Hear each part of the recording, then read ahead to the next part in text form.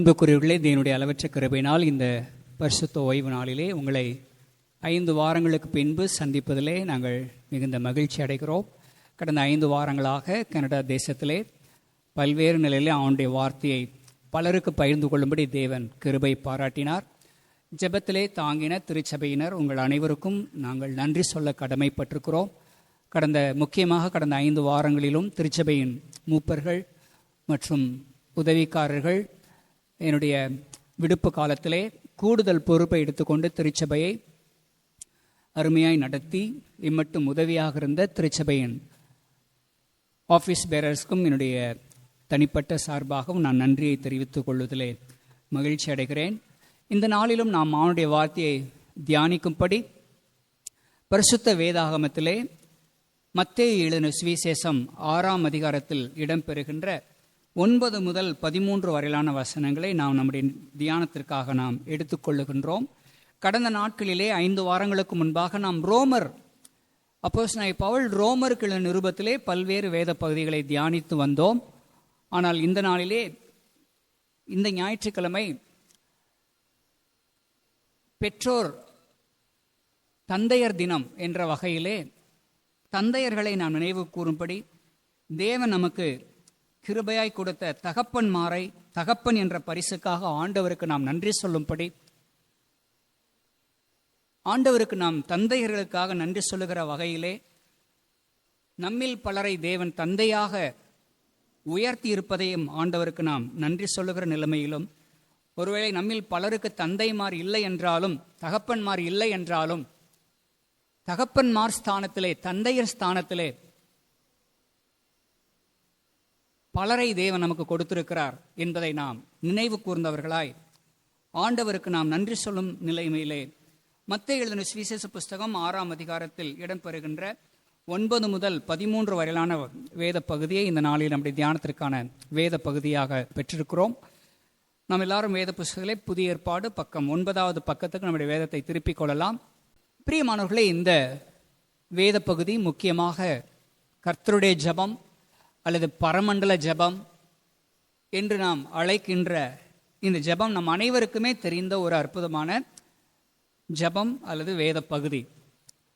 இந்த நாளில் நம்முடைய தியானமானது எப்படி ஜெபிப்பது அல்லது நம்முடைய ஜெபத்தில் என்ன இருக்க வேண்டும் என்பதை பற்றியது அல்ல. மாறாக இந்த நாளில் நம்முடைய தியானமானது இந்த நாள் தந்தையர்கள் தினம் என்று அறியப்படுகிற நிலையிலே ஆண்டவருக்கு நாம் தந்தைமாருக்காக நன்றி சொல்லவும், அவரே நமக்கு தந்தையாக இருக்கிறார். அவர் நம்முடைய தந்தையாக இருப்பதினால் நமக்கு கொடுக்கப்பட்டிருக்கிற நம்பிக்கை என்ன? இந்த உலக வாழ்விலே பல தருணங்கள் நம் தந்தைமாரிடத்தில் நாம் பல தேவைகளை சொல்லியிருப்போம். கடைசி வரைக்கும் கூட அதை அவர்கள் செய்யாமல் இருந்திருக்கலாம். நம்மில் பலருக்கு ஒருவேளை தந்தைமார் இருக்கலாம், பலருக்கு இல்லாதிருக்கலாம். இருப்பவர்கள் நம்முடைய விருப்பத்தை முழுமையாய் நிறைவேற்றாமல் கூட இருந்திருக்கலாம், அல்லது நமக்கு சிறந்த எடுத்துக்காட்டாக கூட இல்லாமல் இருந்திருக்கலாம். ஆனால் தந்தைமாரை பற்றி நமக்கு எந்த ஏமாற்றங்களும் எந்த வருத்தங்களும் குறைவுகளும் நிறைவுகளும் இருந்தாலும் அதையும் தாண்டி நம் அனைவருக்கும் பரலோகத்திலே ஒரு தந்தை இருக்கின்றார். பிதாவாகிய தேவன் இந்த வானத்தையும் பூமியும் இதில் உள்ள எல்லாவற்றையும் படைத்த ஆண்டவர் தன்னை நமக்கு ஒரு தந்தையை போல அறிமுகப்படுத்தி இருக்கின்ற ஒரு அற்புதமான செய்தியை வேத புஸ்தகம் நமக்கு அறிய தருவதை நாம் பார்க்கின்றோம். இந்த நாளிலே இந்த தந்தையர் தினத்திலே அவனுடைய வார்த்தையை நாம் தியானிக்கும்படி முழு ஜெபத்தையும் நாம் தியானிக்க போவது இல்லை. மாறாக இந்த ஜெபத்திலே முதலாவதாக முன்னுரையாக இடம்பெறுவது the preface part or introduction. preface, யாரை நோக்கி ஜெபிக்கின்றோம்? அடுத்து வருகின்ற 6 விண்ணப்பங்கள் இடம்பெறுகிறது. the petitions, அவருடைய நாமம், அவருடைய சித்தம், அவருடைய ராஜ்யம். 3 petitions, 3 விண்ணப்பங்கள், நமக்கும் தேவனுக்கும் இடைப்பட்ட உறவு சம்பந்தப்பட்டவைகள். அடுத்த 3 விண்ணப்பங்கள் நம்முடைய அனுதின உணவு, அன்றன்றுள்ள ஆகாரம். 2வது நம்முடைய ஆத்துமாவின் தேவை, ஆத்துமாவுக்கு தேவையான ஆகாரம், பாவ மன்னிப்பு. நாங்கள் எங்கள் கடனாளிகளுக்கு மன்னிக்கிறது போல் எங்கள் கடன்களை எங்களுக்கு மன்னியும். கடன்களை என்று இங்கே இடம்பெறுவது என்பது பாவம், நம்முடைய பாவத்தை மன்னிப்பதை குறித்து, நம்முடைய ஆத்துமாவுடைய தேவையை பற்றியது. கடைசி விண்ணப்பம் நம்முடைய பாதுகாப்பு, சோதனையிலிருந்து நம்மை தேவன் பாதுகாத்து கொள்ள வேண்டும் அல்லது ரட்சிக்க வேண்டும் என்பதை பற்றின ஒரு விண்ணப்பம். கடைசி பகுதி மூன்றாவதாக த பெனடிக்ஷன் பார்ட், முடிவுரை என்று நாம் பார்க்க முடியும். இந்த நாளிலே நாம் முன்னுரை பகுதியை மட்டும் நாம் தியானிக்க போகிறோம். பரமண்டலத்தில் இருக்கிற எங்கள் பிதாவே என்று சொல்லி இயேசு கிறிஸ்து தம்முடைய சீஷர்களுக்கு கற்றுக் கொடுத்த ஜெபத்தை பற்றி, அந்த ஜெபத்திலே முக்கியமாக பிரதானமாக இந்த வேதாகம தேவன் தன்னை நமக்கு எப்படி அறிமுகப்படுத்தி இருக்கிறார் என்பதை பற்றின உன்னத செய்தியை இந்த நாளிலே நாம் கற்றுக்கொள்ள முயற்சிக்கின்றோம். முதலாவதாக, இந்த உலக மதங்கள் அனைத்துமே பல்வேறு தெய்வ நம்பிக்கைகளை மனிதனுக்கு கொடுக்கின்றது. ஆனால் கிறிஸ்தவத்துக்கும் உலக மதங்களுக்கும் உள்ள பல பிரதானமான வித்தியாசங்களில் ஒன்று, இந்த வேதாகம தேவன் கிறிஸ்தவத்தின் ஆண்டவர் தன்னை நமக்கு தகப்பனாகவும் நாம் அவருடைய பிள்ளைகளாகவும் இருக்கின்ற ஒரு அற்புதமான உறவை நமக்கு வெளிப்படுத்துகின்ற ஒரு உண்மையை பற்றியதே. இதை இயேசு கிறிஸ்து பல நிலைகளிலே கற்றுக் கொடுத்தார். பல நிலைகளிலே கற்றுக் கொடுக்கின்ற வகையிலே பரிசுத்த வேதாகம் முழுவதிலும் இறைவன் நம்முடைய தந்தையாக அல்லது தகப்பனாக செயல்படுகிறார் என்பதை அவ்வப்போது நமக்கு ஞாபகப்படுத்துகிற வகையிலே கிட்டத்தட்ட 260 முறை, கவனிக்கணும், 260 முறை இந்த வேத புஸ்தகத்திலே வேதாகம ஆண்டவர் நம்முடைய தந்தையாக அல்லது நமது தகப்பனாக இருக்கின்றார், நம்மளை பாதுகாக்கின்றார், பராமரிக்கின்றார், போஷிக்கின்றார் என்ற பல தகவல்களை நமக்கு அறிய தருவதை பார்க்க முடியும். இந்த ஜெபத்தை குறித்து லூக்கா 11ஆம் அதிகாரத்திலே இதே ஜெபம் இடம்பெறுகிறது. இந்த ஜெபம் இடம்பெறுகிற அந்த தருணத்திலே ஒரு பேக்ரவுண்ட் செய்தியை நம்ம பார்க்க முடியும், ஒரு பின்னணியை நாம் பார்க்க முடியும். என்ன பின்னணின்னு கேட்டீங்கன்னா, இயேசுவினுடைய சீஷர்கள் இயேசுவை பார்த்து, இயேசுவே, யோவானின் சீஷர்கள் தம்முடைய யோவான் தம்முடைய சீஷர்களுக்கு ஜெபிக்க கற்றுக் கொடுத்தது போல் எங்களுக்கு ஜெபிக்க கற்றுத்தாரும் என்ற ஒரு விண்ணப்பத்தை முன்வைக்கிறார்கள். லூக்கா 11ஆம் அதிகாரத்திலே முதல் வசனத்திலே அதை குறித்து நாம் பார்க்க முடியும். இயேசுவுக்கு சற்று முன்னதாக இருந்தவர் யோவான் ஸ்நானகன். இந்த யோவான் ஸ்நானகன் தம்முடைய சீஷர்களுக்கு ஜெபிக்க கற்றுக் கொடுத்திருக்கிறார். அப்படி கற்றுக் கொடுத்தது போல எங்களுக்கும் நீ ஜெபிக்க கற்றுக் கொடுத்து தாரும் என்று சீஷர்கள் இயேசுவிடத்தில் கேட்கின்றார்கள். அப்படி கேட்பது எதை குறிக்கிறது என்றால், கவனிக்க வேண்டும், சீஷர்களுக்கு ஜெபிக்க தெரியாது என்பதை பற்றியது அல்ல. யூதர்கள் அல்லது இஸ்ரவேலர்கள் குழந்தையாய் இருக்கும் போதே ஜெபிக்க கற்றுக்கொண்டவர்கள். குழந்தைகளாக இருக்கும் பொழுதே தாய்மார்கள், தகப்பன்மார்கள் அவர்களுக்கு ஜெபிக்க கற்றுக் கொடுப்பார்கள். அந்த வரிசையிலே வந்த சீஷர்கள் தங்களுக்கு ஜெபிக்க தெரியாது என்பதனால் இயேசுவை பார்த்து ஜெபிக்க கற்றுத்தாரும் என்று அவர்கள் கேட்கவில்லை. மாறாக இப்படி சீஷர்கள் இயேசுவை கேட்கின்றதின் மூலமாய் அங்கு வெளிப்படுத்தப்படுகிற ஒரு உண்மை செய்தி என்னவென்றால், இயேசுவோடு இருக்கின்ற அந்த சீஷர்கள் இயேசுவை தங்களுடைய குருவாக, தங்களுடைய தலைவனாக, தங்களுடைய நம்பிக்கைக்கு பாத்திரமான ஒரு ஆசிரியராக அவர்கள் தேர்ந்து கொண்டார்கள் என்பதை வெளிப்படுத்துகின்ற வார்த்தைகள் தான் எங்களுக்கு ஜெபிக்க கற்றுத்தாரும் அல்லது ஜெபிக்க கற்றுத்தாரும் என்று சொல்வது, இயேசுவே, உம்மை எங்களுடைய ஆசிரியராக நாங்கள் பெற்றுக்கொள்கின்றோம், உம்முடைய சீஷர்களாக மாணவர்களாக நாங்கள் இருக்க விருப்பப்படுகின்றோம், உம்முடைய பிரசங்கத்தின், உம்முடைய போதனைகளின் சாரத்தை எங்களுக்கு சுருக்கமாக கற்றுத்தாரும் என்றதே இங்கே சீஷர்கள் எங்களுக்கு ஜெபிக்க கற்றுத்தாரும் என்று கேட்பதிலே அடங்கி இருக்கின்ற உண்மை செய்தி. உங்களுடைய போதனை, உங்களுடைய வாழ்க்கை, நாங்கள் என்ன கற்றுக்கொள்ள வேண்டும், எங்களுக்கு தேவனுக்கும் இடையே உள்ள உறவு, இவைகள் சார்ந்த எல்லாவற்றையும் ரத்தின சுருக்கமாக எங்களுக்கு கற்றுத்தாரும் என்று கேட்கின்ற ஒரு வார்த்தை தான் எங்களுக்கு ஜெபிக்க கற்றுத்தாரும் என்று கூறுவது. இயேசுவும் உங்களுக்கெல்லாம் ஜெபம் பண்ண தெரியுமே அப்படின்னு சொல்லவில்லை. மாறாக தாமதம் இல்லாமல் உடனே நீங்கள் ஜெபம் செய்ய வேண்டிய விதமானது என்று சொல்லி ஆரம்பித்து, முதலாவதாக நம்முடைய ஜெபம் எப்படிப்பட்டதாக இருக்க வேண்டும், நம்முடைய ஜெபத்தின் தன்மை எப்படிப்பட்டதாக இருக்க வேண்டும் என்பதை அறிவிக்கின்ற வகையிலே முன்னுரை பகுதியிலே பரமண்டலத்தில் இருக்கிற எங்கள் பிதாவே என்று சொல்லி ஆரம்பித்து கற்றுக் கொடுக்கிறார். இந்த ஒரு முன்னுரை மட்டும்தான் இந்த நாளினுடைய தியானத்திற்குரிய பகுதியாக நாம் பார்க்கிறோம். அந்த வரிசையிலே இதில் நாம் கவனிக்க வேண்டிய 3 குறிப்புகள். ஓகே, முதலாவது குறிப்பு, God the Creator be our Father. எல்லாவற்றையும் படைத்த பிதாவாகிய தேவன், எல்லாவற்றையும் படைத்த சிருஷ்டிகர்த்தர் என்னுடைய பிதாவாக, தந்தையாக, நான் அவரை அப்பா என்று அழைக்கிற விதத்திலே தன்னை நமக்கு அறிமுகப்படுத்துகின்றார். The Father, அப்பா. ஓகே. இரண்டாவது, இந்த தந்தையை எப்படிப்பட்ட தந்தையாக அறிவிக்கின்றார்? இயேசு கிறிஸ்து பரலோகத்தின் ஆண்டவரை பார்த்து இயேசுவின் தந்தையே என்று சொல்லவில்லை. நமது ரோமன் கத்தோலிக்க சகோதர சகோதரிகள் சொல்வது போல மரியாளின் குமாரனாகி இயேசுவே என்பதை பற்றியதும் அல்ல. மாறாக இயேசு சொல்லிக் கொடுப்பது எப்படி சொல்லிக் கொடுக்கின்றார்? எங்கள் பிதாவே. இயேசுவின் பிதா நம்முடைய பிதாவாக இங்கே அறிமுகப்படுத்தப்படுகிறார். அவர் ஃபாதர். ஓகே. மூன்றாவது, இந்த பிதாவை பற்றி அறிகின்ற இன்னொரு அற்புதமான செய்தி என்ன? இந்த பிதா பரலோகத்தின் பிதாவாக இருக்கிறார்.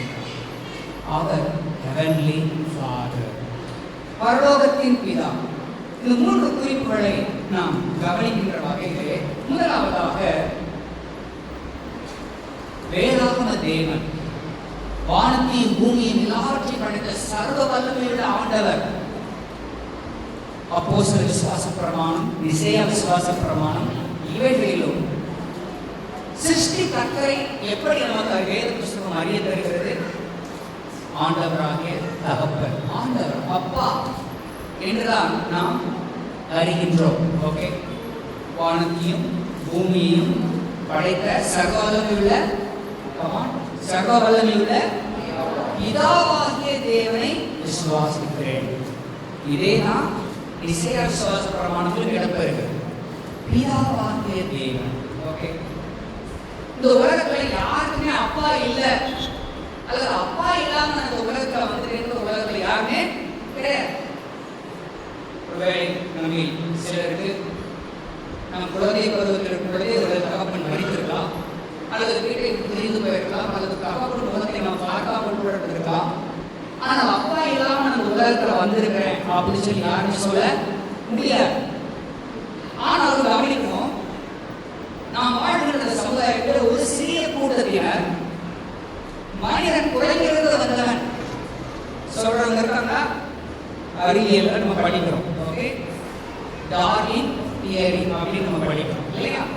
மனிதன் குறைந்திருந்து வந்தவன்.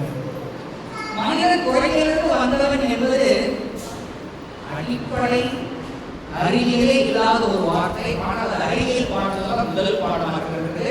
ஆச்சரியமான விஷயம். ஓகே. மனிதன் குறைந்திருந்து வந்தவன் என்று சொல்கிறவன் என்ன சொல்லுகிறான்? என்னுடைய அப்பா ஒரு மிருகம், என்னுடைய அப்பா ஒரு குரங்கு. அதுதான் சொல்லாம சொல்றாங்க. மனிதன் தேவனுடைய மகத்தான ஒரு படைப்பு. தேவன் மனிதனை தமது சாயலிலே தமது ரூபத்திலே அவனை ஆணும் பெண்ணுமாக உண்டாக்கினார்.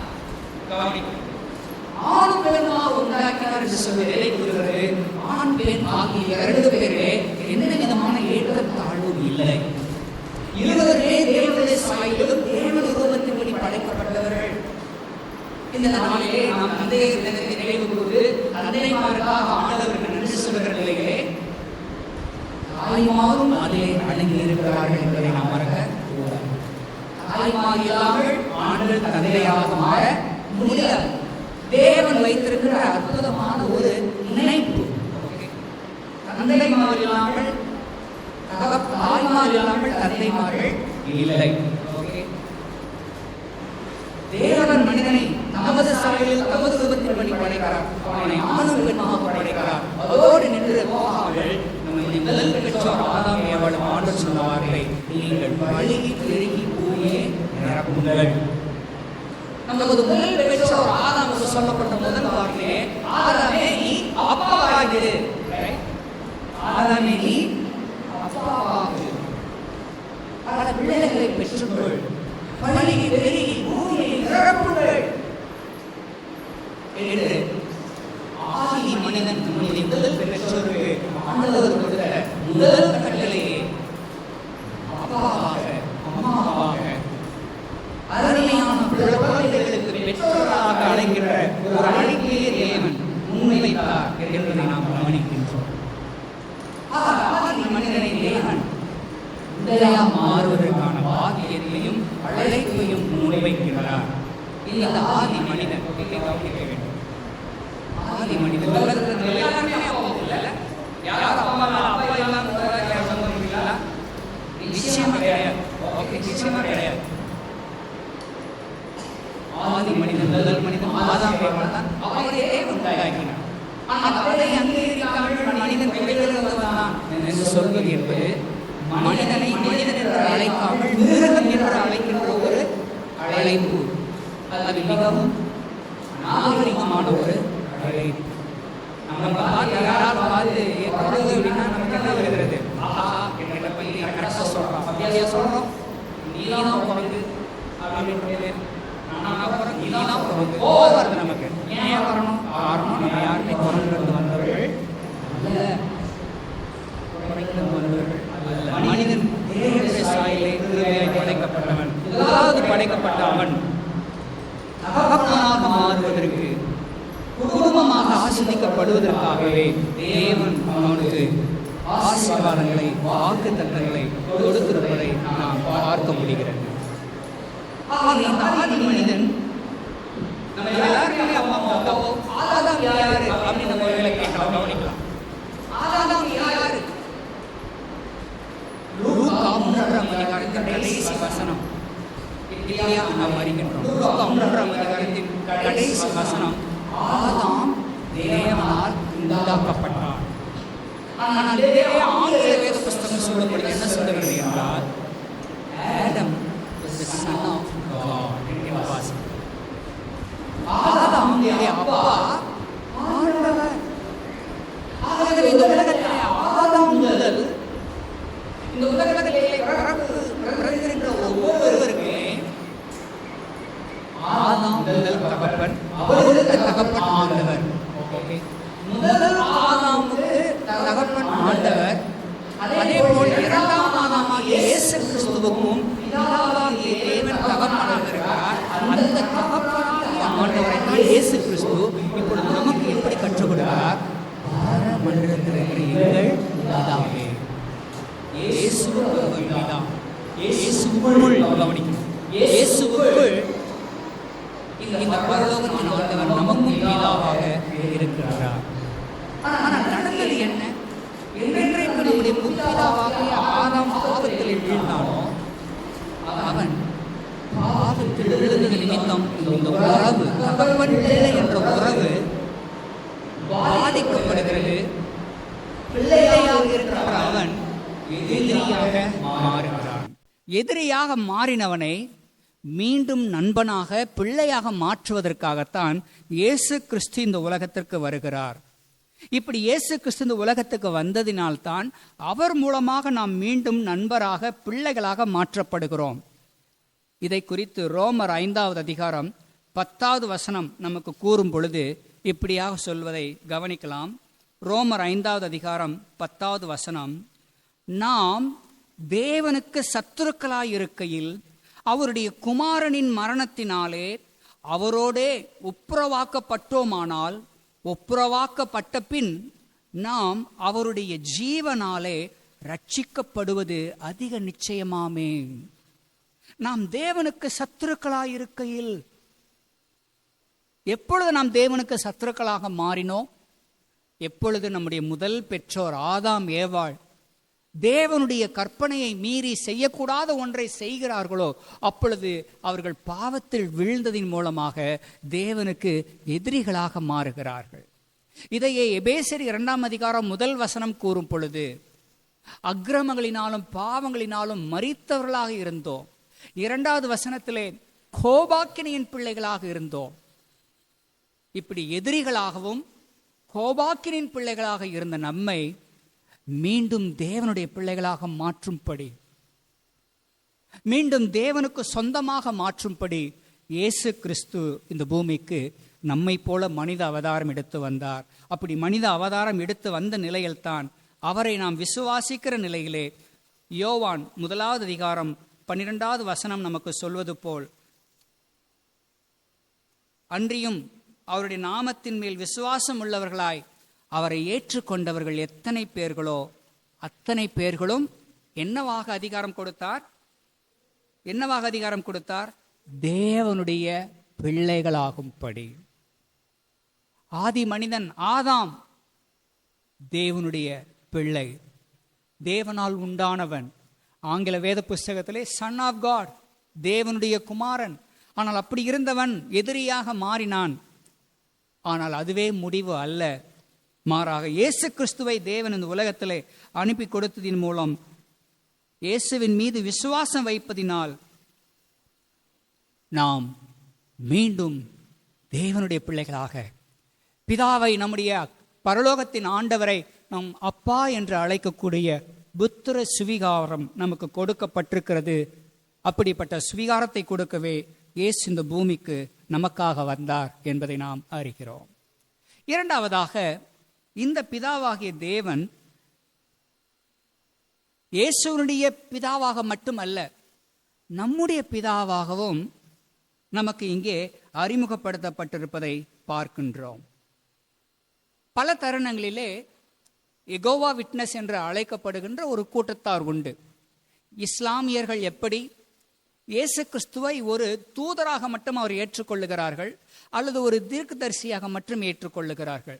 அதே போலவே எகோவா விட்னஸ் என்று அழைக்கப்படுகின்ற அந்த கூட்டத்தாரும் இயேசுவை தெய்வீக தன்மை உடையவராக, தேவனாக, தேவனுடைய குமாரனாக அவர்கள் ஏற்றுக்கொள்வதில்லை. அவர்களை பொறுத்தளவிலே அவர்கள் இந்த இதே வசனத்தை குறிப்பிட்டு என்ன சொல்வார்கள் என்றால், கவனியுங்கள், இங்கே பாருங்கள், கர்த்தருடைய வசன ஜெபத்திலே, பரமண்டல ஜெபத்திலே இயேசுவை எப்படி ஜெபிக்க கற்றுக் கொடுத்திருக்கிறார் என்று பாருங்கள். பிதாவை நோக்கி தான் ஜெபிக்க சொல்லியிருக்கிறார். ஆகவே நாம் பிதாதான் நமக்கு ஆண்டவர், பிதாவை நோக்கி தான் ஜெபிக்க வேண்டும், இயேசுவை நோக்கி அல்ல என்று அவர்கள் கூறுவார்கள். கிட்டத்தட்ட இஸ்லாமியர்களும் அதே போன்ற ஒரு போதனையை சொல்வார்கள். ஆனால் நாம் அறிந்து கொள்ள வேண்டிய முக்கியமான செய்தி என்ன? பிதாவாகிய ஆண்டவரை நாம் எப்படி அப்பா என்று கூப்பிட முடியும்? கவனிக்க வேண்டும். அப்பா என்று கூப்பிடுவதற்கு நமக்கு உரிமை இருக்கிறதா? எப்பொழுது ஆதாம் ஏவாள் பாவத்தில் வீழ்ந்தாங்களோ அப்பொழுதே அந்த உறவு இழந்து போயாச்சு. அந்த உறவு முடிவுக்கு வந்துருச்சு. அந்த முடிவுக்கு வந்த உறவு மீண்டும் எப்படி தொடர்ந்தது என்றால், இயேசு கிறிஸ்துவின் மூலமாக. இயேசு சொன்னார், என்னை அல்லாமலும் ஒருவனும் பிதாவிடத்திலே வரான். நானே வழி, நானே சத்தியம், நானே ஜீவன். இயேசு கிறிஸ்து இல்லாமல் பரலோகத்தின் ஆண்டவர் நமக்கு ஒருபோதும் பிதாவாக முடியாது. ஆக பரமண்டலத்தில் இருக்கிற எங்கள் பிதாவை என்று சொல்லி நான் செய்கிற ஜெபத்திலே இயேசுவும் உள்ளே இருக்கிறார். எப்படி? இந்த இயேசுவின் மூலமாகத்தான் இந்த பரலோகத்தின் ஆண்டவரை, பிதாவை என்னால் பிதா என்று கூப்பிட முடிகிறது. இந்த இயேசு கிறிஸ்து எப்படி என்னுடைய வழியாக, என்னுடைய மீட்பராக எப்படி ஆனார் என்ற கேள்விக்கு பதில் பரிசுத்த ஆவியானவர். எபேசியர் 1 13 நாம் வாசிக்கிற செய்தி, நாம் எப்படி இயேசு கிறிஸ்துவிடத்திலே வந்தோம், இயேசு கிறிஸ்துவின் மூலமாய் பிதாவாகிய ஆண்டவரை எப்படி நாம் பிதாவே என்று, அப்பா என்று நம்மால் கூப்பிட முடிகிறது என்பதற்கு எடுத்துக்காட்டு எபேசியர் 1 13 நீங்களும் உங்கள் ரட்சிப்பின் சுவிசேஷமாகிய சத்திய வசனத்தை கேட்டு விசுவாசிகள் ஆன போது வாக்குத்தத்தம் பண்ணப்பட்ட பரிசுத்த ஆவியால் அவருக்குள் முத்திரை போடப்பட்டீர்கள். கவனிக்கணும், எல்லாம் நல்லா கவனிங்க.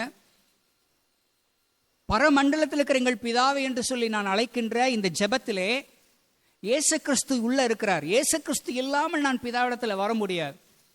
இந்த இயேசு கிறிஸ்து எப்படி எனக்கு சொந்தமாக மாறினார்? நான் எப்படி இயேசுவின் மூலமாய் பிதாவை, பரலோகத்தின் ஆண்டவரை பிதா என்று அழைக்க முடிகிறது என்றால் பரிசுத்த ஆவியானவர். ஓகே, பரிசுத்த ஆவியானவர். இதே எபேசியர் 2ஆம் அதிகாரத்திலே முதல் வசனத்தில் நாம் வாசிக்கின்ற செய்தி என்ன? அக்கிரமங்களினாலும் பாவங்களினாலும் மரித்தவர்களாய் இருந்த உங்களை உயிர்ப்பித்தார். ஓகே, சுவிசேஷத்தை கேட்பதற்கு முன்பு, முதல் முறையாக நம் விசுவாசத்தை நாம் இயேசுவின் மீது வைப்பதற்கு முன்பு நம்முடைய நிலை என்ன? நாம் அக்கிரமங்களினாலும் பாவங்களினாலும் மரித்து போயிருந்தோம். மரித்து போயிருந்த நம்மை அவர் உயிர்ப்பிக்கின்றார். யார் உயிர்ப்பித்தது? பரிசுத்த ஆவியானவர் தான் நம்மை உயிர்ப்பிக்கின்றார். நம்மை உயிர்ப்பிக்கின்ற வேலையை, பாவத்தில் மரித்திருந்த நம்மை, அதாவது மனம் போல வாழ்ந்து கொண்டிருந்த நம்மை, மனம் போல் ஜீவித்துக் கொண்டிருந்த நம்மை, நமக்கு எது சரி என்று நினைத்து ஓடிக்கொண்டிருந்த நம்மை, இயேசு எனக்கு அவசியம், நான் ஒரு பாவி, எனக்கு மீட்பர் வேண்டும் என்ற ஒரு உணர்வை கொடுத்ததே இந்த பரிசுத்த ஆவியானவர் தான். கவனிக்க வேண்டும், இந்த பரிசுத்த ஆவியானவர் தான் நமக்கு அந்த உணர்வையே கொடுக்கிறார், அந்த உயிர்ப்பை நமக்குள் தருகின்றார். அக்கிரமங்களினாலும் பாவங்களினாலும் மரித்து போயிருந்த உங்களை உயிர்ப்பித்தார். அந்த உயிர்ப்பிக்கின்ற வேலையை செய்வதுதான் பரிசுத்த ஆவியானவர். அவரை பற்றி தான் எபேசியர் 1:13 நாம் வாசித்தோம். நீங்களும் உங்கள் ரட்சிப்பின் சுவிசேஷமாகிய சத்திய வசனத்தை கேட்டு விசுவாசிகள் ஆன போது வாக்குத்தத்தம் பண்ணப்பட்ட பரிசுத்த ஆவியால் அவருக்குள் முத்திரை போடப்பட்டீர்கள். கவனிக்க வேண்டிய ரொம்ப முக்கியமான ஒரு செய்தி.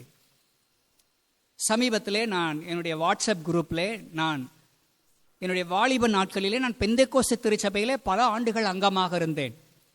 பல ஆண்டுகள் அங்கமாக இருக்கின்ற அந்த காலகட்டத்திலே அங்கே உள்ள அந்த திருச்சபையினுடைய மெம்பர்ஷிப் கார்டை சமீபத்தில் என்னுடைய வாட்ஸ்அப் குரூப்பில் நான் பார்க்க எனக்கு ஒரு வாய்ப்பு கிடைத்தது.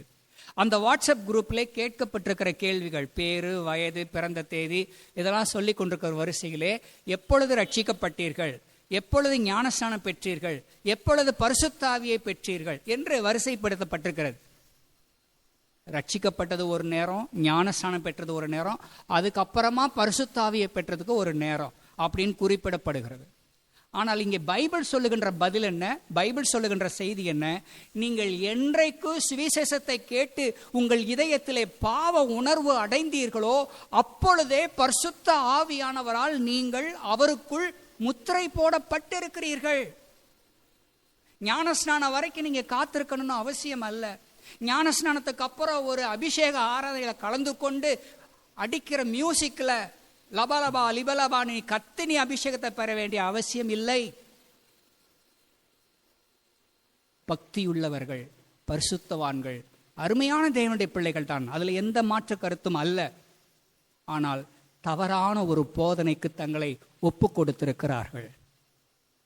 தங்கள் மீட்பிற்கு காரணமாக இருக்கின்ற பரிசுத்த ஆவியானவரை அவர்கள் அங்கீகரியாமல் இருக்கின்றார்கள். அன்றியும் உங்கள் ரட்சிப்பின் சுவிசேஷமாகிய சத்திய வசனத்தை கேட்டு விசுவாசிகளான போது, ஞானஸ்நானத்துக்கு அப்புறம் அல்ல, அதுக்கப்புறம் காத்திருப்பு கூட்டத்தில் கிடையாது. எந்த நொடி வேலையில உங்களுக்குள் நான் இயேசுவின் பிள்ளையாக மாற வேண்டும், நான் ஒரு பாவி என்ற உணர்வு வருகிறதோ அதற்கு காரணமே பரிசுத்த ஆவியானவர் உங்களுக்குள் வந்து விட்டதனாலதான். ஆக கர்த்தருடைய ஜெபத்திலே பரமண்டலத்தில் இருக்கிற எங்கள் பிதாவே என்று சொல்லி அழைக்கின்ற அந்த அழைப்பிலே பரிசுத்த ஆவியானவர் நமக்குள்ளிருந்து விண்ணப்பம் செய்கிறார். இயேசு கிறிஸ்துவின் மூலமாய் பரலோகத்தின் ஆண்டவரை அப்பா என்று அழைக்கின்ற ஒரு மகத்தான உறவு எனக்கு கொடுக்கப்பட்டிருக்கிறது என்பதுதான் மகத்தான உண்மை. இந்த நல்ல செய்தியை நம்முடைய பெந்தேகோஸ்து திருச்சபையில் இருக்கின்ற சகோதர சகோதரிகளுக்கு நாம் எடுத்து சொல்ல கடமைப்பட்டிருக்கிறோம். பலர் தவித்துக் கொண்டிருக்கிறார்கள். அந்நிய பாஷை பேச முடியாமல் தவித்துக் கொண்டிருக்கிறார்கள். ஐயோ, பரிசுத்த ஆவியானவர் இன்னும் வரலையேன்னு சொல்லி சர்ச்சில் உட்கார்ந்துகிட்டு பரிசுத்த ஆவியானவர் தங்களுக்குள்ளதான் இருக்கிறாரு, வரலையே என்று சொல்லி அந்நிய பாஷைன்ற ஒன்றை பேச முடியாதனால இல்லை என்று துக்கம் அடைந்து கொண்டிருக்கிறவர்களுக்கு ஒரு நம்பிக்கையின் செய்தியை கொண்டு போய் பேசுங்கள். இந்த எபேசியர் 1 வசனத்தை எடுத்து வாசித்து இதற்குரிய விளக்கத்தை நீங்களே சொல்லுங்கள் என்று கேளுங்கள். அவர்களாலே ஈஸியாக விளக்கிக் கொள்ள முடியும், அவர்களாலே ஈஸியா சொல்ல முடியும். ஓ, நான் என்றைக்கு சுவிசேஷத்தை கேட்டு விசுவாசியான ஆன பொழுது அப்பொழுதே பரிசுத்த ஆவியானவர் எனக்குள் வந்து விட்டாரே என்ற ஒரு மகிழ்ச்சியின் செய்தியை அவர்களுக்கு நீங்கள் ஞாபகப்படுத்துங்கள். எங்கள் பிதாவே, வெறுமனே பிதா என்று அல்ல, எங்கள் பிதாவை என்று அழைப்பதிலே ஒரு உறவை பற்றின செய்தி அங்கே இருப்பதை பார்க்க முடியும். ஒரு உறவு கவனிக்க வேண்டும். உலகத்தில் இருக்கிற எல்லாருக்குமே பிதாவாகிய தேவன் ஒரு வகையில பிதா தான், கவனிக்கணும். ஏன்னா உலகத்தில் இருக்கிற எல்லாருமே படைத்தது அவர்தான். கிறிஸ்தவர்கள், கிறிஸ்தவர் அல்லாதவர்கள், இஸ்லாமியர்கள், இந்து உறவுகள், புத்த மதத்தை சார்ந்தவர்கள், உலகத்தில் இருக்கிற எல்லாருக்குமே இந்த வேதாகம தேவன் ஒரு வகையில தகப்பன் தான். எப்படி? படைப்பின் மூலமாக. படைப்பு என்ற வகையிலே ஒரே இறைவன் தான். ஒன்றே குலம் சொல்லுங்க, ஒன்றே குலம், ஒருவனே தேவன். இது நம்முடைய முன்னோர்கள் சொல்லிட்டு போனது கரெக்டா தான் சொல்லியிருக்காங்க. வேதம் அதைத்தான் சொல்லுது. ஒன்றே குலம், ஒருவனே தேவன். உலகத்தில் இருக்கிற எல்லா மனிதரையும் இந்த மனு குலத்தையும் படைத்தது ஒரே ஒரு ஆண்டவர் தான். எப்படி? ஒவ்வொரு குழந்தைக்கும் ஒரு அம்மா தான் இருக்க முடியும், ஒண்ணுக்கு மேல 2 பேர் இருக்க முடியுமா? ஒவ்வொரு குழந்தைக்கும் ஒரு அப்பா தான் இருக்க முடியும், ஒருத்தருக்கு மேல இருக்க முடியுமா? தேவையில்லை, முடியாது, வாய்ப்பே இல்லை. அதே போலதான் இந்த முழு மனுக்குலமும், உலகத்தில் வாழ்கிற அனைவருக்கும் ஒரே தேவன்.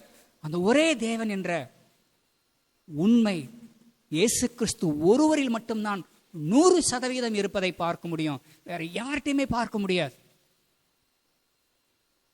உலகத்தில் இருக்கிற எல்லாருக்குமே இறைவன் ஒரு வகையில தந்தை, தகப்பன். அவர்களை படைத்ததின் மூலம்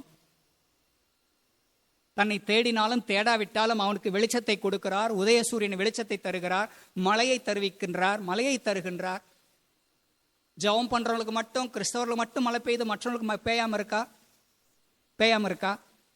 எல்லாருக்கும். காரணம், அவர் ஒரு வகையில தந்தை, தகப்பன். தன்னை தேடினாலும் தேடாவிட்டாலும், விசுவாசித்தாலும் விசுவாசிக்காவிட்டாலும் எல்லாருக்கும் வெளிச்சத்தை தருகிறார், எல்லாருக்கும் மழையை தருகிறார். ஆனால்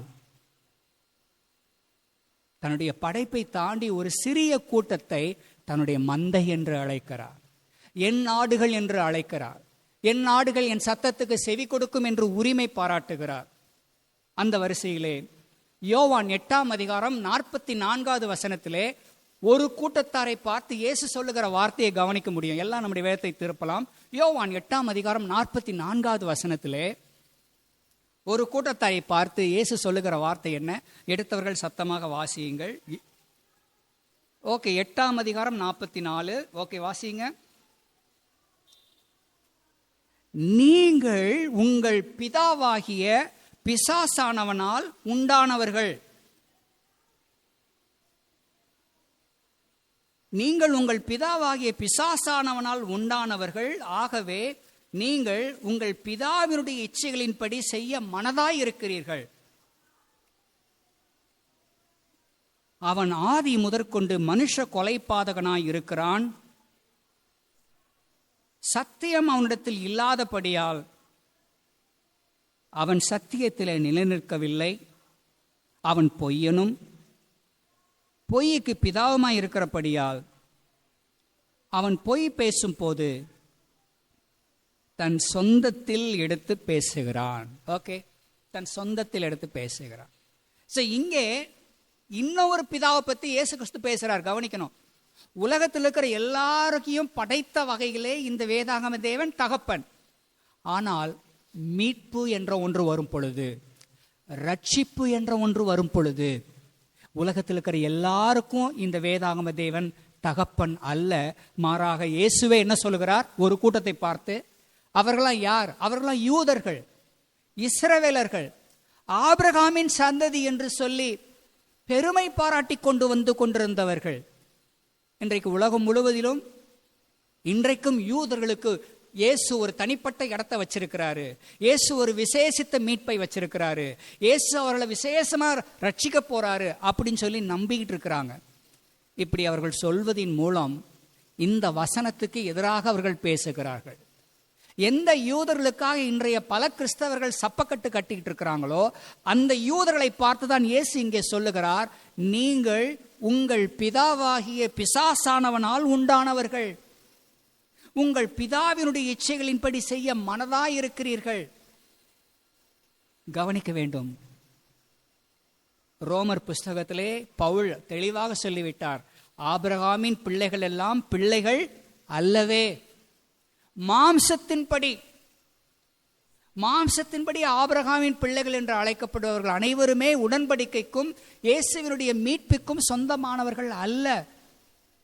ஆக கவனிக்க வேண்டும், உலகத்தில் இருக்கிற எல்லாரையும் படைத்தது ஒரு தேவன் தான். அதுல ஒரு சின்ன கூட்டத்தினர் தான் இயேசுவை விசுவாசிக்கிறார்கள், நம்புகிறார்கள். அவர்களுக்கு மட்டுமே இந்த வேதாகம தேவன் தேவனாக இருக்கிறார். மற்றவர்கள் அவர்கள் இயேசுவை, வேதாகம தேவனை பரமண்டலத்தில் இருக்கிற எங்கள் பிதாவே என்று சொல்லி அவர்கள் கூப்பிட முடியாது. காரணம், யாரெல்லாம் இயேசுவின் மீது தன் நம்பிக்கையை வைக்கவில்லையோ, நம்பிக்கை வைக்காத எவரும் பரலோகத்தின் ஆண்டவரை அப்பா என்று அழைக்க முடியாது. இயேசுவை தங்கள் தேவனாக, தங்கள் மீட்பராக பெறாத எவரும் பரலோகத்தின் ஆண்டவரை அப்பா என்று அழைக்க முடியாது. அந்த வரிசையிலே இன்னும் ஒரு முக்கியமான செய்தி என்னவென்றால், பரிசுத்த ஆவியானவர் நமக்குள் இருப்பதினால், அவருடைய உதவினால் தான் நாம் இயேசுவிடத்தில் வருகிறோம். இயேசுவின் மூலமாக பிதாவாகிய தேவனை நம்முடைய பிதா என்று அழைக்கிறோம். இப்படி அழைப்பதை இயேசு கிறிஸ்து உறுதி செய்கிற வகையிலே யோவான் 15ஆம் அதிகாரம் 4வது வசனம், யோவான் 17வது அதிகாரம் 21வது வசனம், யோவான் 14வது அதிகாரம் 20வது வசனம், இந்த 3 வசனங்களிலுமே நாம் பார்க்கின்ற பொதுவான செய்தி என்பது, நீங்கள் என்னிலும் நான் உங்களிலும், பிதா என்னிலும் நான் அவரிலும் என்ற வரிசையிலே you in me and I in you. கவனிக்கணும், நீங்கள் என்னிலும் நான் உங்களிலும் என்று இயேசு கிறிஸ்து கூறுகிறார். கவனிக்க வேண்டும், எப்படி நம்ம இங்க இருக்கிற கிட்டத்தட்ட நிறைய தகப்பன்மார் இங்க இருக்கிறோம். ஒரு சிலர் தகப்பனா மாற போறீங்க, வாழ்த்துக்கள், ரைட். சமீபத்தில் தகப்பனானவர்கள் இங்கே இருக்கிறார்கள், வாழ்த்துக்கள். அந்த குழந்தை எப்படி இருக்கும், நம்ம எப்பயுமே அந்த பார்க்குற குழந்தைய பார்த்து கொஞ்சிற போது எப்படி கொஞ்சம், அவங்க அப்பாவை மாதிரியே திருட்டு மூஞ்சி சொல்கிறோமா சம்டைம்ஸு, அவங்க அம்மாவை மாதிரியே முட்டைக்கண்ணு சம்டைம்ஸ், நாட் ஆல்வேஸ், ஓகே. அம்மாவையும் அப்பாவையும் குறிக்கோள் காமிச்சு மூக்கு அப்பா மாதிரி, கண்ணு அம்மா மாதிரி, காது தாத்தா மாதிரின்னு சொல்லி என்ன சொல்கிறோம், தொடர்பு படுத்துக்கிறோம். அதே வகையில் கவனிக்க வேண்டும், நாம் இயேசுவினுடைய பிள்ளைகளாக இருக்கிற நிலையிலே நாம் அவரை போல, இயேசுவை போல வாழும்படியான அழைப்பை பெற்றிருக்கிறோம். இயேசுவை போல, இயேசு எப்படி தன்னுடைய பிதாவின் சித்தத்தை செய்வதே எப்பொழுதுமே தன்னுடைய உணவாக பெற்றிருந்தாரோ, நாமும் நம்முடைய நடைமுறை வாழ்விலே இயேசுவின் பிள்ளைகளாக இருக்கும் பொழுது, இயேசு எப்படி எல்லாவற்றிலும் என் பிதாவின் சித்தத்தை செய்வதே என்னுடைய போஜனமாக இருக்கிறது, உணவாக இருக்கிறது, நான் என் சித்தத்தை செய்யும்படி அல்ல என் பிதாவின் சித்தத்தை செய்யும்படியே வந்தேன் என்று சொல்லி எப்பொழுதும் இயேசு கிறிஸ்து பிதாவை உயர்த்துகிறவராயிருந்தாரோ, அதே போல் நாமும் இந்த நாளிலும் கவனிக்க வேண்டும். இந்த தந்தையர் தினத்தை நினைவு கூறுகிற வகையிலே தந்தைமார் இயேசுவை போல நல்ல எடுத்துக்காட்டுள்ள ஒரு வாழ்க்கையை உங்கள் பிள்ளைகளுக்கு முன்பாக வாழ கற்றுக் கொடுங்கள். இயேசுவை போல உங்கள் பிள்ளைகளுக்கு முன்பாக பக்தி, விசுவாசம், சகிப்புத்தன்மை, அன்பு, விட்டு கொடுத்தல் போன்ற நல்ல குணாதிசயங்களோடு கூட தகப்பன்மார், தாய்மார் உங்கள் பிள்ளைகளுக்கு முன்பாக வாழ்ந்து காட்டுங்கள். இந்த தந்தையர் தினத்திலே இயேசுவை நம்முடைய தந்தையாக, பிதாவை நம்முடைய தந்தையாக நினைவு கூற இந்த நிலையிலே இயேசு கிறிஸ்து எப்படி பிதாவின் சித்தத்தை செய்வதற்கு தன்னை எல்லா நிலையிலும் ஒப்பு கொடுத்தாரோ, அதே போல் தகப்பன் ஸ்தானத்திலே, தாய் ஸ்தானத்திலே இருப்பவர்கள் என்ன உங்களுக்கு சொல்லுகிறார்களோ அவைகளை செய்வதற்கு ஆயத்தமாக இருங்கள். இயேசு அப்படித்தான் வாழ்ந்தார், இயேசு அப்படித்தான் ஜீவித்தார். பிதாவின் சித்தத்தை செய்வதை தன் பிரதானமான நோக்கமாக கொண்டிருந்தார். இயேசுவுக்கு பிதாவாகிய தேவன் பிதா.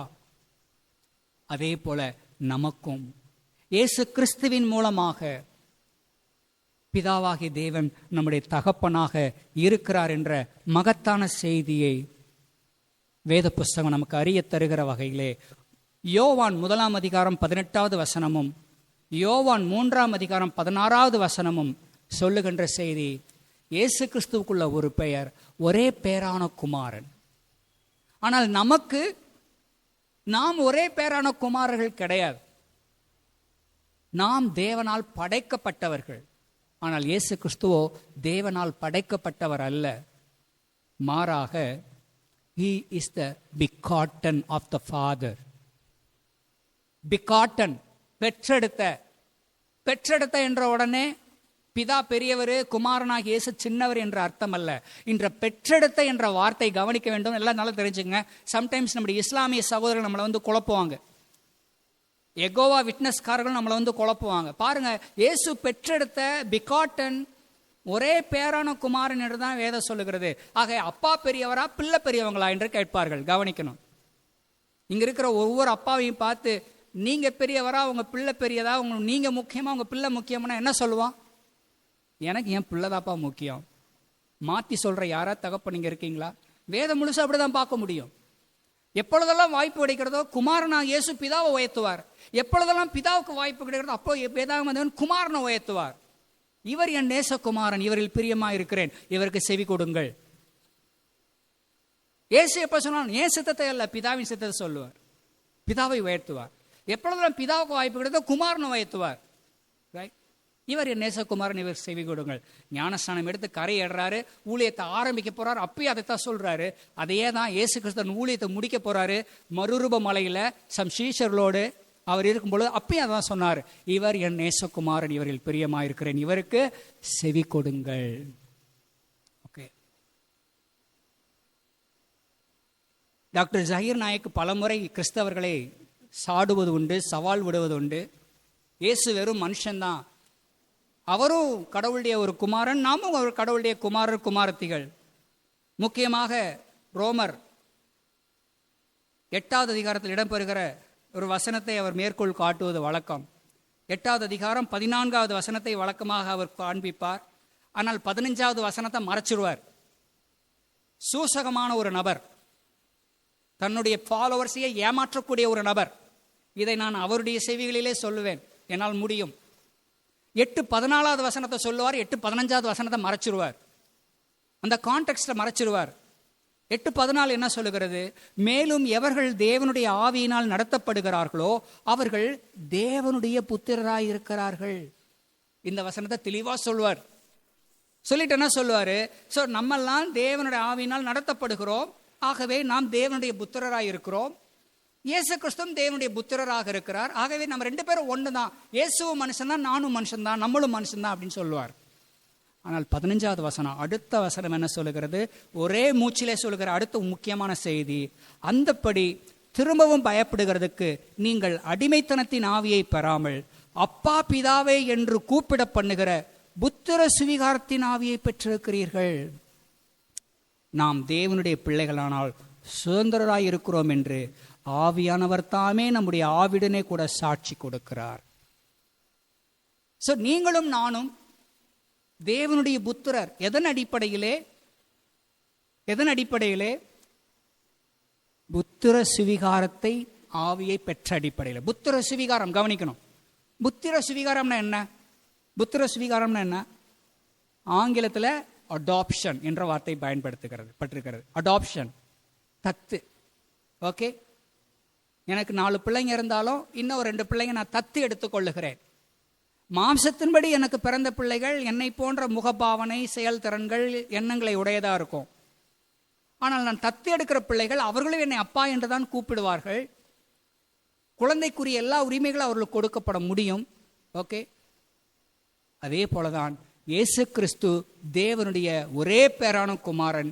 நீங்களும் நானும் கிருபையினால் புத்திர சுவிகாரத்தின் ஆவியினால் பரலோகத்தின் ஆண்டவரை அப்பா பிதாவே என்று அழைக்கிறோம். ஆகவே இயேசு கிறிஸ்து நம்மளைப் போல வெறும் மனிதன் அல்ல, அவர் நமக்கு இணையானவர் அல்ல, அல்லது நாம் அவருக்கு இணையானவர்களும் அல்ல.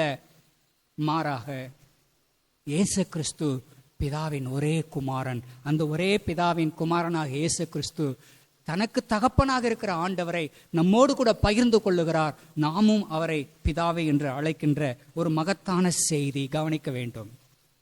ஆக இந்த மகத்தான செய்தி அறிகிற வகையிலே நம்முடைய ஜெபம் எப்படி இருக்க வேண்டும் கவனிக்கணும்.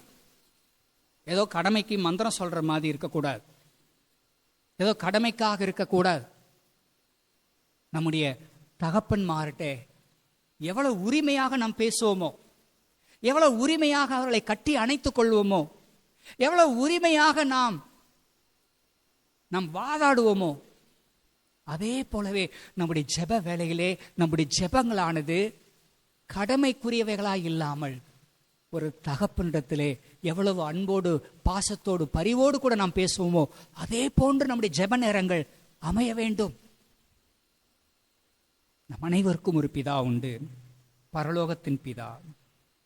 மூன்றாவதாக நாம் கவனிப்பது the heavenly father, பரலோகத்தில் உள்ள பிதா.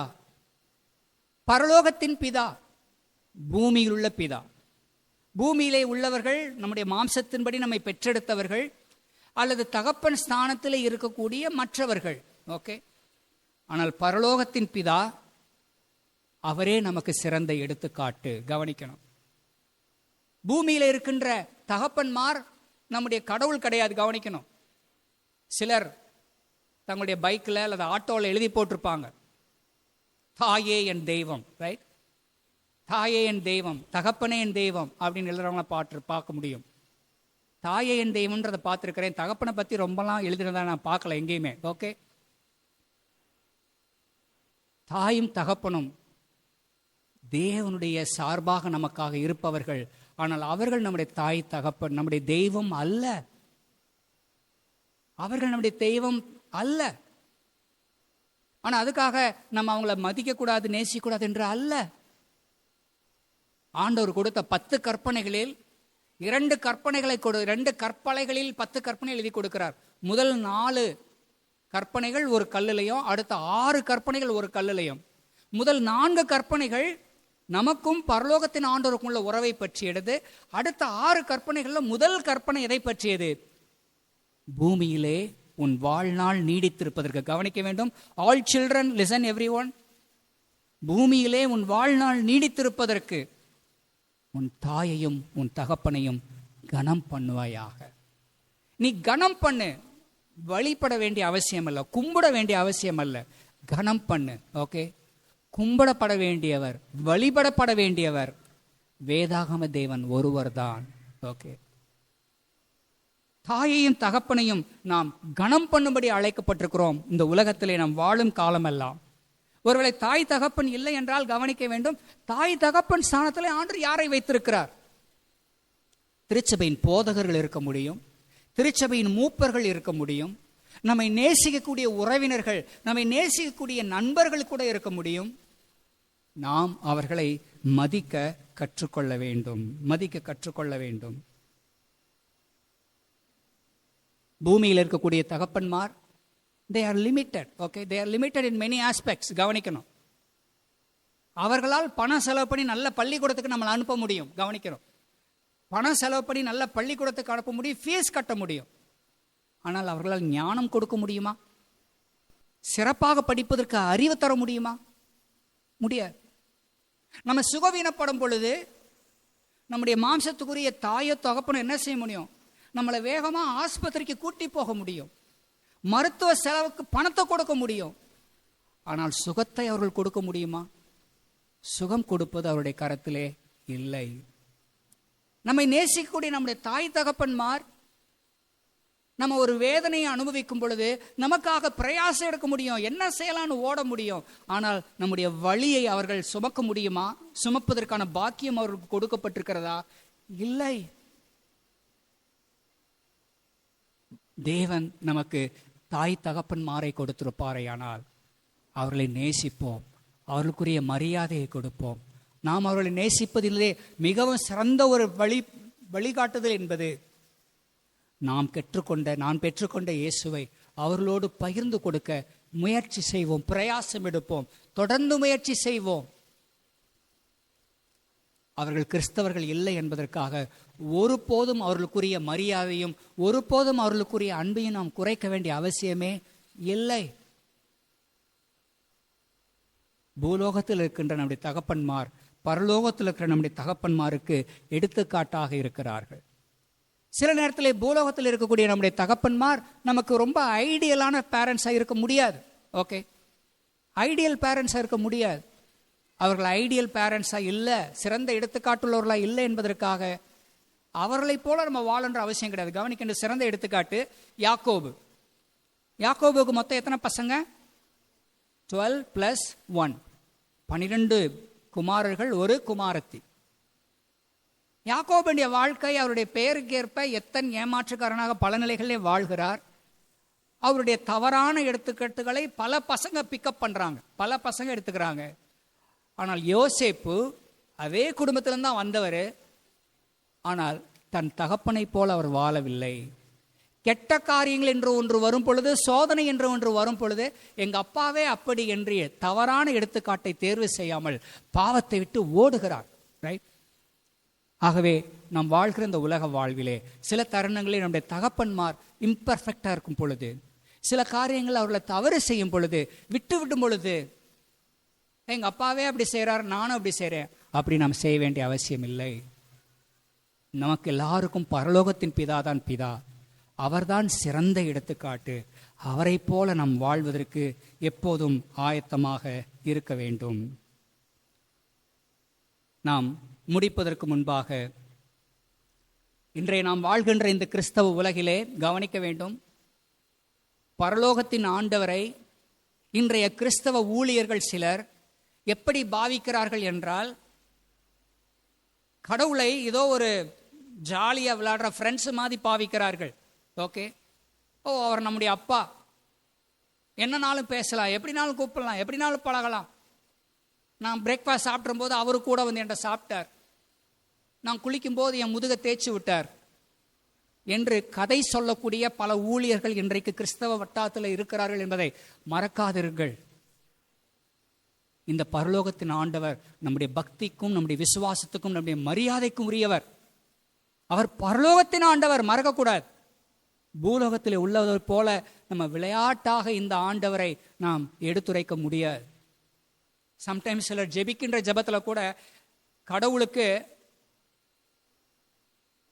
கட்டளையிடுறது மாதிரி அவங்களுடைய ஜெபம் இருக்கும். கட்டளையிடுகிறோம், அவங்களுடைய ஜெபத்துல இந்த வார்த்தைகள் பயன்படுத்துவாங்க. கட்டளையிடுகிறோம். என்ன கட்டளையிடுற? என்ன அவர் வீட்டு வேலைக்காரனா? இல்ல ஹோட்டல்ல உனக்கு சர்வர் வேலை செய்யறாரா நீ கட்டளையிடுறதுக்கு?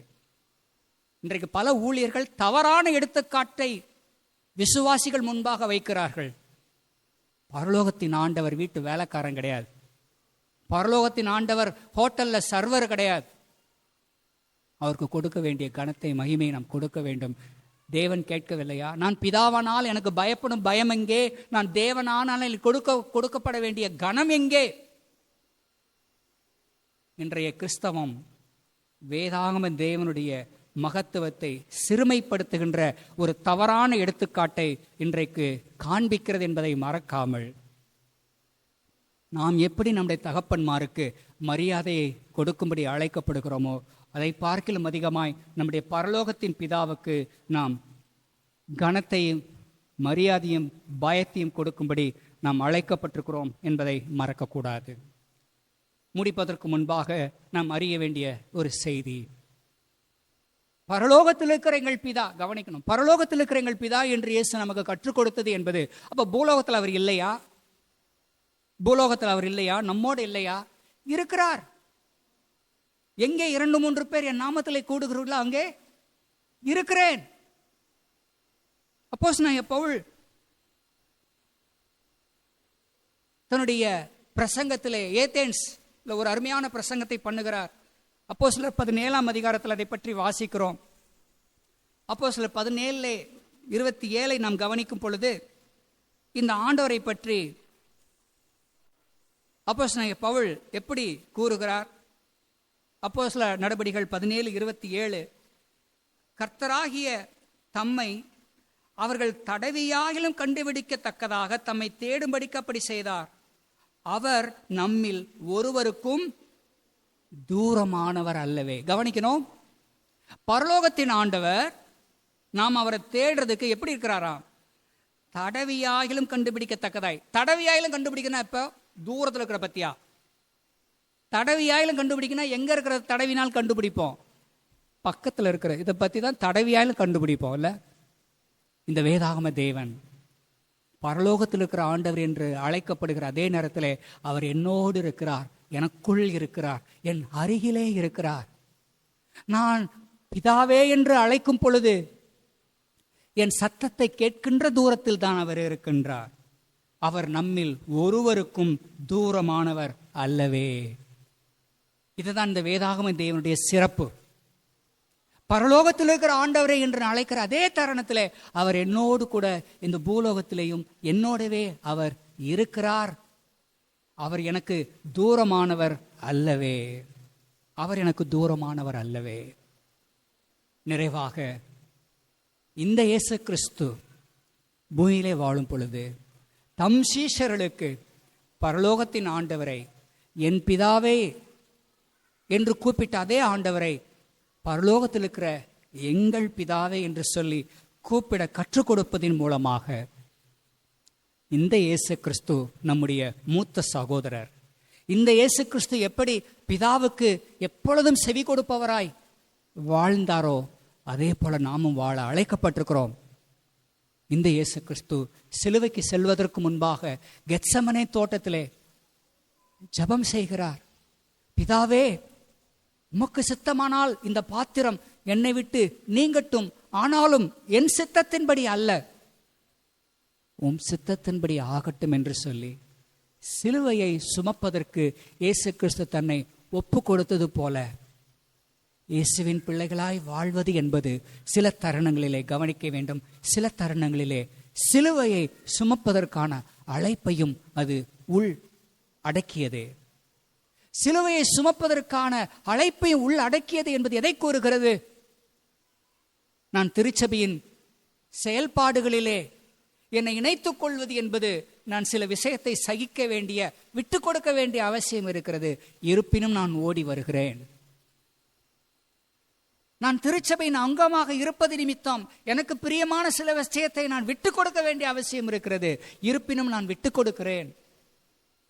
அதைத்தான் இயேசு செய்தார். இயேசு சிலுவைக்கு செல்வது கடினமான ஒன்றுதான். இந்த பாத்திரம் என்னை விட்டு நீங்கட்டும் என்று விண்ணப்பம் பண்ணார். காரணம், அவருக்கு தெரியும் இது எத்தனை வேதனை நிறைந்த, அவமானம் நிறைந்த, வலி நிறைந்த ஒரு காரியம் என்பது இயேசுவுக்கு தெரியும். ஆகவேதான் இந்த பாத்திரம் என்னை நீங்கட்டும் சொல்லி ஜெபம் பண்ணார்.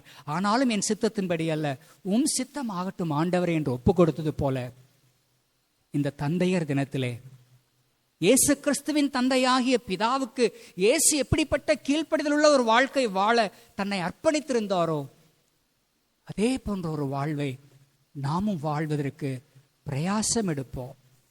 இயேசு தம் சீஷர்களுக்கு கற்றுக் கொடுத்த ஜெபத்திலே பரலோகத்தில் இருக்கிற பிதாவே என்று சொல்லி ஜெபிக்க கற்றுக் கொடுத்தார்.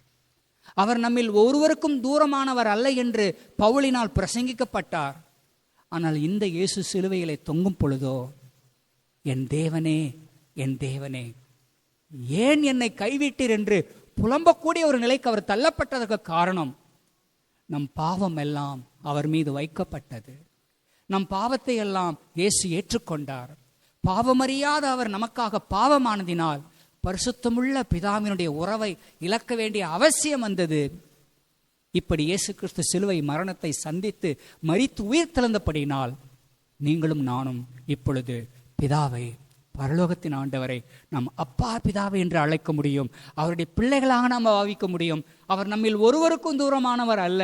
அவர் நமக்கு அப்பாவாக இருக்கிறார். எப்பொழுதும் அதிகாரம் உள்ளவராய், பரலோகத்தின் வலிமை உடையவராய் இருக்கிறார். அவரால் கூடாதது ஒன்றும் இல்லை.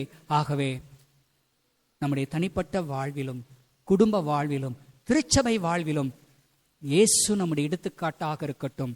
அவரை போல நாமும் பிதாவின் சித்தத்தை செய்யும் பிள்ளைகளாக இருந்து இந்த தந்தையர் தினத்தை சரியாய் நினைவு கூறும் பிள்ளைகளாக இருக்க நமது ஆண்டவருக்கு நன்றி சொல்ல தேவன் நமக்கு உதவி செய்வாராக. ஆமேன்.